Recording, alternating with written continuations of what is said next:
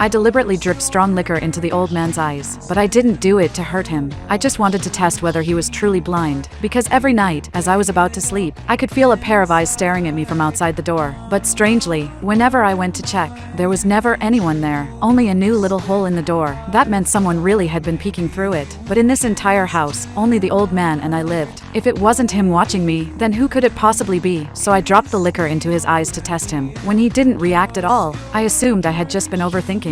But to my surprise, a new hole had appeared in the window. Realizing something was definitely off about the old man, the next day, I deliberately tried to mislead him in the wrong direction, but he still showed no reaction. To finally find out who was watching me, I prepared a dagger that night. When I heard footsteps outside the door, I flung it open.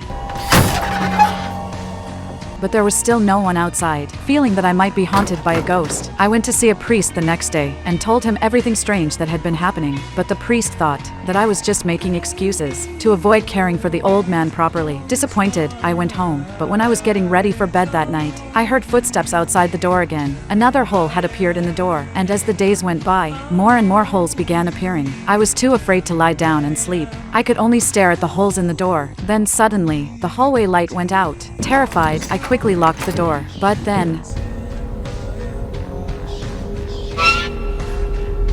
I shut my eyes in fear. When I opened them again, the old man was gone. Before I could figure out what had happened, footsteps echoed again in the corridor. I couldn't take it anymore. I decided to find out who it really was. So I went to the old man's room and poked a hole through the window. It was pitch dark inside. I couldn't see a thing. So I raised my oil lamp and looked through the window again under its glow.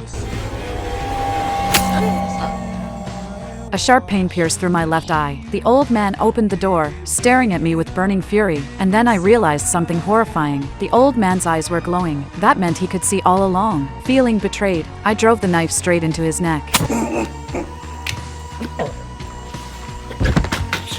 Then I shut the door tightly and began disposing of the body, to leave no evidence behind. I started boiling soup in the kitchen. Suddenly, there was a frantic knock at the door. It was the priest. He had sensed the old man was in danger, so he came to check on him, to keep him from noticing anything strange. I lied, saying the old man was already asleep, but the priest insisted on seeing him. I had no choice but to invite him inside, planning to kill him too. But before I could act, I suddenly noticed the holes on the door were gone. Then a dark shadow appeared inside the room. I was terrified, because I had already dealt with the old man. So who is that figure inside? Before I could react, the hallway lights went out completely, and the priest beside me had vanished.